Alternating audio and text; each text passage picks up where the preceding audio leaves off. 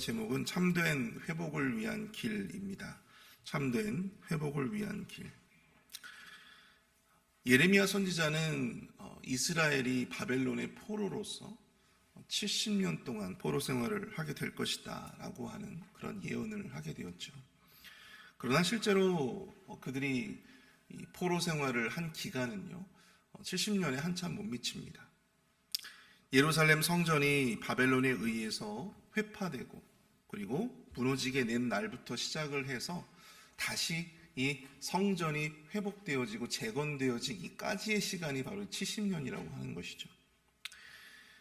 언제나 성전 중심의 사고방식을 가지고 있었던, 언제나 성전을 제일 중요하게 생각하고 성전을 중심으로 생각하고 생활했던 유대인들에게 진정한 이 자유, 진정한 해방이라고 하는 것은, 진정한 회복이라고 하는 것은 바로 이 성전이 다시 재건되어지는 것이었다라고 하는 사실이죠. 1절을 보시면 다리오 왕 제4년 9째 달 곧 기슬레월 4일에 여호와의 말씀이 스가랴에게 임하니라. 다리오 왕 제4년은 언제입니까? 성전이 재건되기 중단되었던 성전이 재건되어지기 시작했던 때가 바로 다리오 왕 제2년이었어요. 그리고 완성될 때에는 그보다 2년 후였습니다. 그래서 지금 이 다리오 왕 제4년이라고 하는 이 시점은 바로 이 수룹바벨 성전, 다시금 재건되어지는 그 수룹바벨 성전이 재건되어지기 약 한 2년 전쯤의 이야기라고 볼 수가 있는 것입니다. 오늘 본문의 말씀이 스가랴에게 임했던 때는 바로 이 성전 재건의 완성한 절반 정도 그렇게 완성을 목전에 둔 그런 시점이라고 생각해 볼 수 있는 것이죠. 서두에서 말씀드렸다시피 성전의 재건, 성전의 회복은 곧 유대인들에게는 그들이 진정으로 바라고 원하던 어떤 진정한 회복의 날이라고 볼 수가 있었습니다. 그것을 목전에 두고 하나님은 그들에게 진정한 회복을 위한 길이 무엇인가에 대해서 이야기를 하고 있어요. 성전 재건을 앞두고 있는 그들에게 하나님이 깨닫게 하시고 싶어 하셨던 바로 참된 회복의 길은 과연 무엇이었을까? 유대인들은 성전이 재건되어지는 것이 그들의 삶의 진정한 회복이라고 생각했는데 하나님께서 원하시는 참된 회복의 길은 과연 무엇이었는가? 함께 살펴보고자 합니다. 참된 회복의 길 첫 번째는요, 바로 하나님 중심의 일상을 회복하는 일이었습니다. 하나님 중심의 일상을 회복하는 일이었다. 2절을 보십시오. 그때 베델 사람이 사레셀과 레겜 멜렉과 그의 부하들을 보내어 여호와께 은혜를 구하고, 자, 성전의 완공을 절반 정도 앞둔 시점에서 이 베델에서는요 사레셀과 레겜 멜렉을 비롯한 사람들을 사절단으로 보내게 됩니다. 그리고 그들이 예루살렘에 방문하게 되죠. 이들이 온 목적은 무엇이었을까요? 3절을 보시면 만군의 여호와의 전에 있는 제사장들과 선지자들에게 물어 이르되 내가 여러 해 동안 행한 대로 5월 중에 울며 근심하리이까 하매. 자, 전통적으로 유대인들이 지키던 금식의 절기가 있죠. 언제입니까? 바로 대속죄일이었습니다. 대속죄일, 히브리력으로는 7월 10일이에요. 그러나 이 베델에서 온 이들은요 자신들이 5월 중에 울며 근심했다고 5월의 금식에 대해서 이야기를 하고 있습니다.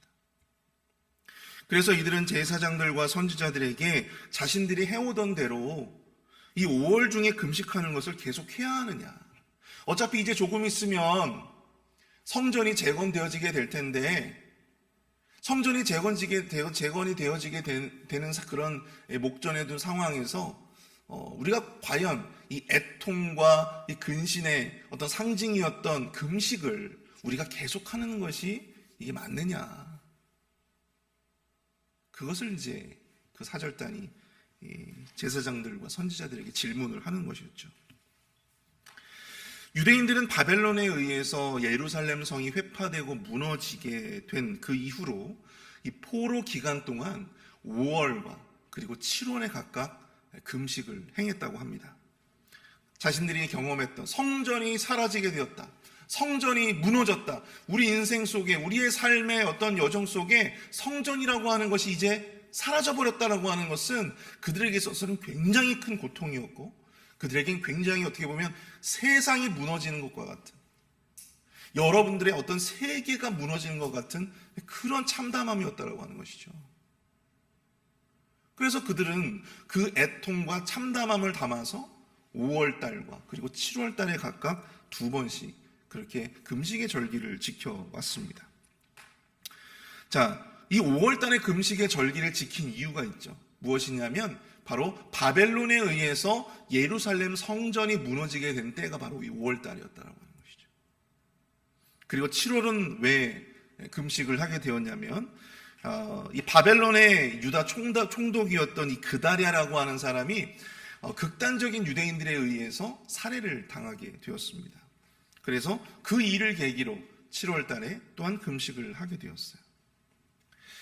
그런데 이제 곧 예루살렘 성전이 다시 재건되는 마당에 슬픔과 애통이 기쁨과 영광으로 회복되어지는 이 성전 재건이 코앞인데, 과연 그들이 해오던 이 슬픔과 애통의 상징이었던 이 금식을 계속하는 것이 맞느냐?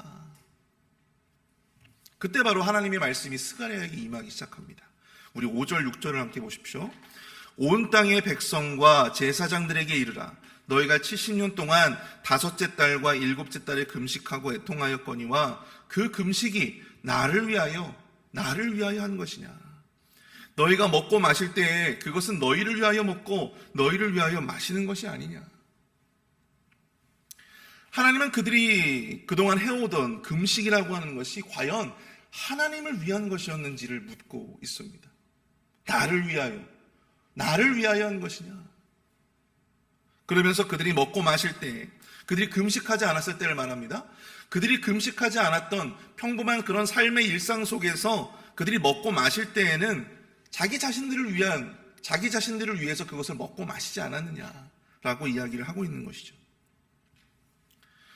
본문 5절과 6절을 보면 그동안 유대인들이 해오던 이 금식이라는 것은 하나님을 위하여 했다기보다는 이 자기 자신을 위한 것이었음을 하나님은 그렇게 비판하고 계시는 것입니다. 그리고 그에 대한 근거로 자기 자신을 위해서 금식하지 않았던 어떤 일상의 삶 속에서 그들이 그저 평범하게 먹고 마시던 그런 삶의 모습을 보면 하나님이 아닌 자기 자신을 위해서 먹고 자기 자신을 위해서 마시던 그런 삶의 모습을 살았기에 그들이 금식할 때에도 과연 그것이 하나님을 위한 것이었겠느냐라고 하나님께서 이렇게 반문하고 계시는 것입니다. 자신들의 어떤 일상적인 삶 속에서는 여전히 자기중심적이고 자기 만족적인 그러한 일상을 살고 있으면서 종교적인 어떤 행위를 할 때에만, 예배를 드리고 금식을 하고 어떤 봉사를 하고 이럴 때에만 마치 내가 하나님을 위해서 하는 것처럼 그렇게 나아갔던 어떤 그들의 모습을 보면서 하나님은 그 중심을 꿰뚫어 보시고 그들을 비판하셨다는 것이죠.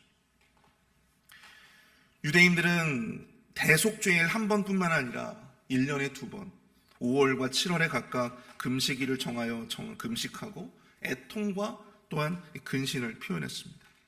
그러나 하나님은 그 모든 것들이 하나님을 위한 것이 아닌 그들 자신을 위한 행위에 불과했다. 그렇게 말씀하시는 것이죠. 금식이라고 하는 종교적인 행위, 그리고 나는 금식하는 사람이야, 나는 거룩한 사람이야, 나는 하나님의 사람이야 라고 하는 어떤 종교적인 안도감과 우월감을 느끼면서 마치 하나님을 위한 금식이 아니라, 회개를 위한 금식이 아니라 그저 이 금식이라고 하는 종교적인 행위를 위한 금식이었다라고 하는 것입니다. 우린 여기서 매우 중요한 영적인 가르침을 얻게 되는데요. 우리가 아무리 하나님이 요구하신 어떤 예배와 또한 헌신과 의식, 이런 어떤 종교적인 행위를 감당하더라도 우리의 일상의 삶이 자기 중심적이고 자기 만족적인 삶이라면 하나님은 그 어떤 종교적인 의식도 봉사도 헌신도 예배도 섬김도 그대로 받지 않으신다라고 하는 것이죠. 하나님이 물으신다는 겁니다. 너희들이 드리는 그 예배가 과연 나를 위한 것이냐? 정말로 나를 위한 것이냐? 너희들의 만족을 위한 것 아니야? 우리가 아무리 거룩하게 예배하고 우리가 아무리 최선을 다해 봉사와 헌신이라고 하는 이 행위를 한다 할지라도 하나님께서는 그저 우리의 종교적인 만족, 즉 자기중심적이고 자기 만족적인 행위로밖에는 하나님은 받아들이시지 않는다라고 하는 사실을 우리는 무거운 마음으로 이 말씀을, 이 구절을 읽어야 한다라고 하는 것입니다. 고린도전서 10장 31절을 보시면 사도 바울은 일상의 영성을 강조하죠.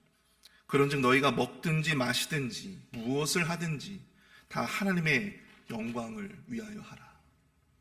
이는 금식이나 예배나 헌신과 같은 종교적인 행위뿐만 아니라 우리의 일상에서의 삶 또한 내 중심이 아니라 하나님 중심의 삶으로 나아가야 함을 강조해 주고 있습니다. 그렇지 않다면 우리가 주를 위해서 행하는 그 모든 예배와 행위와 또한 그 모든 봉사와 헌신의 동기를 하나님께서는 그것을 전혀 옳게 여기지 않으신다라고 하는 것이죠. 사랑하는 성도 여러분, 금식을 비롯한 우리가 행하는 종교적인 의식도 하나님의 영광을 위한 우리의 삶이 따라가 주지 못한다면, 우리의 삶이 뒷받침되어 주지 못한다면 그 열심과 중심을 하나님께서는 받지 않으십니다. 그마저도 거짓되고 그마저도 자기중심적이고 그마저도 자기 만족적인 우리 스스로를 위한 것으로 우리 하나님께서는 여기신다라고 하는 것이죠. 우리의 종교적인 의식이나 행위가 참된 것으로 하나님 앞에 올려 드려지기 위해서 제일 중요한 것은 바로 우리 일상에서의 삶의 영성이 회복되어지고 하나님 중심적인 삶을 우리의 삶을 통해 살아나가야 한다라고 하는 사실을 오늘 이 말씀을 통해서 깨닫는 저와 여러분들이 되실 수 있기를 축복합니다. 두 번째로 참된 회복의 길, 그 두 번째는요, 바로 순종을 통한 말씀의 회복을 경험하는 것입니다. 순종을 통한 말씀의 회복을 경험하는 것. 자, 유대인들의 자기중심적인 금식을 비판하신 이 하나님은요, 그런 어떤 종교적인 의식보다 훨씬 더 중요한 가치가 있다라고 하는 것을 바로 이들에게 말씀해 주고 계십니다. 우리 7절을 보시면 예루살렘과 사면 성읍에 백성이 평온히 거주하며 남방과 평원에 사람이 거주할 때 여호와가 옛 선지자를 통하여 외친 말씀이 있지 않느냐 하시니라. 자, 예루살렘이 멸망하기 전에 백성들이 평온히 거주하며 남방과 평원이 황무지가 아니라 사람이 거주할 때에 옛 선지자들을 통하여, 예레미야를 비롯한 옛 선지자들을 통하여 하나님이 주신 말씀이 있지 않느냐라고 말씀하시는 거예요. 그것이 무엇입니까? 우리 9절부터 12절까지의 말씀을 보십시오. 만군의 여호와가 이같이 말하여 이르기를 너희는 진실한 재판을 행하며 공의롭게 서로 인애와 긍휼을 베풀며 과부와 고아와 나그네와 궁핍한 자를 압제하지 말며 서로 해하려고 마음에 도모하지 말라 하였으나 그들이 듣기를 싫어하여 등을 돌리며 듣지 아니하려고 귀를 막아 그 마음을 금강석 같게 하여 율법과 만군의 여호와가 그의 영으로 옛 선자들 통하여 전한 말을 듣지 아니하므로 큰 진노가 만군의 여호와께로부터 나왔도다. 자, 금식이라고 하는 종교적인 행위에 대해서 이것을 계속해도 되는지 그렇게 지금 묻는 그 사절단들에게 지금 하나님께서 이 스가랴를 통해서 말씀하시는 것입니다. 종교적인 이 어떤 금식이라는 종교적인 행위보다 하나님이 진정으로 원하시는 것이 무엇이냐? 하나님의 말씀을 듣고 순종하는 것이다라고 하는 것이죠. 과거 예루살렘이 패망하기 전에 하나님은 이미 옛 선지자들을 통하여 공의로운 삶, 인애와 긍휼을 베풀며 약자들, 고아와 과부들과 같은 약자들을 해하지 말고 압제하지 말고 서로 해하기를 마음에 도모하지 말라. 그렇게 이미 말씀을 하셨어요. 그러나 그들은 하나님께 등을 돌리고 자신들의 귀를 막고 하나님의 말씀을 듣기를 거역했다고 하는 것입니다. 그리고 스스로 자신들의 귀를 막았다고 해요. 그들의 그러한 죄악으로 인해서 결국 하나님의 큰 진노가 임하여서 예루살렘이 패망하게 되는 것이죠.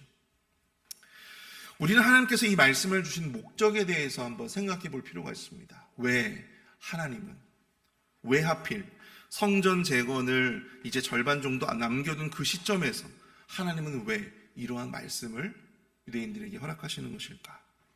그것은 하나님을 위해서 이 성전이라고 하는 건물을 짓는 것보다 더 중요한 가치가 있다라고 하는 것을 가르쳐 주시기 위함이었다라고 하는 것입니다. 그것은 바로 무엇입니까? 바로 내 안에 성전을 지어가는 것이었어요. 사람들은 내면보다는 이 겉으로 보여지는 것을 굉장히 중요하게 생각하잖아요. 겉으로 보여지는 성전을 재건하고, 겉으로 보여지는 금식을 행하고, 겉으로 보여지는 예배에 열심을 보이는 것 다 좋은데, 그것보다 훨씬 더 중요한 것은 하나님의 말씀에 귀 기울이고 그것을 진정으로 듣고 순종하는 것이다, 하나님 말씀하십니다. 우리 자신이 거룩한 성전으로서 아름답게 지어져 가는 것이 이 외적인 어떤 성전의 건물을 재건하는 것보다 훨씬 더 중요한 문제다라고 하는 사실이죠. 그래야 새로 재건되어질 성전이 진정으로 저들의 삶의 중심이 되어서 이스라엘의 진정한 회복이 일어나게 될 것임을 말씀해주고 있는 것입니다. 아무리 여러분들 화려하게 다시금 예루살렘 성전이 회복된다 하더라도, 재건된다고 하더라도 저들의 내면이 여전히 그 이전의 상태로 돌아가 있다면, 여전히 그들의 내면이 이런 하나님께서 원하시는 말씀의 어떤 공의와 인애와 긍휼로 채워지지 않는다면, 여러분, 하나님의 말씀과 무관한 삶을 여전히 그들이 살아가고 있다면 또다시 과거 유다의 죄를 반복하는 것밖에 되지 않기 때문입니다. 또다시 하나님 앞에 단절되고 또다시 그와 비슷한 비극을 겪을 수밖에 없기 때문에 하나님은요, 예루살렘 성전을 재건하기에 앞서서 먼저 우리의 내면을 말씀으로 채워가야 함을 강조하시는 것입니다. 사람들은 어떤 사람이 어떤 신앙이 회복되었다라고 하는 기준을 이 외적인 행위에서 찾을 때가 많아요. 교회를 떠났던 사람이 다시 예배당에 얼굴을 비추고, 또한 단 한 번도 교회 봉사를 하지 않았던 사람이 봉사의 자리에서 열심을 다해서 봉사할 때, 저 사람 변했네, 저 사람 신앙이 자랐네, 회복됐네, 그렇게 평가를 하고 있습니다. 11조를 안 하던 사람이 갑자기 11조를 하게 되면 저 사람의 믿음이 더 좋아졌구나, 그렇게 생각을 하게 되죠. 이 사람의 눈은 그렇습니다. 그러나 하나님의 눈은 다르죠. 하나님은 우리의 내면을 감찰하시고 우리의 동기를 보시고 하나님의 말씀에 우리가 진정으로 순종하시는가를 우리 하나님께서는 감찰하신다라고 하는 사실입니다.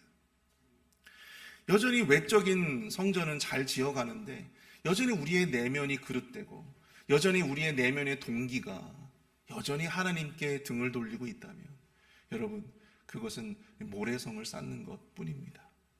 사랑하는 성도 여러분, 하나님의 말씀에 더 귀 기울이고 하나님의 말씀에 순종하는 그 말씀의 진정한 회복을 경험하시는 저와 여러분들이 되실 수 있기를 축복합니다. 나의 외적인 성전을 지어가는 것에 여러분들 만족하지 마십시오.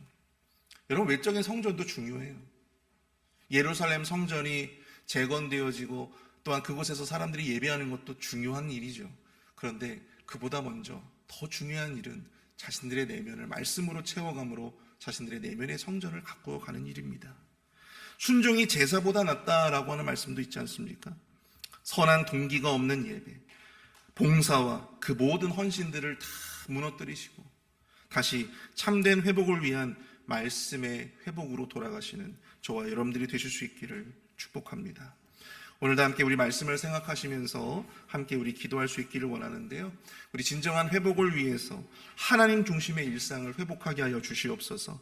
금식을 하고 예배 드릴 때에만 애통하고 근신하는 자들이 아니라 일상 속에서도 하나님 중심으로 살아갈 수 있는 우리의 삶이 되게 하여 주시고, 아울러 외적인 성전을 재건하는 것으로 만족하지 않게 하여 주시며 하나님의 말씀에 귀 기울이고 그 말씀에 순종함으로 우리 내면의 성전을 말씀으로 아름답게 채워갈 수 있는 우리 모두가 될 수 있도록 인도해 달라고 함께 이 시간 기도하도록 하겠습니다. 사랑...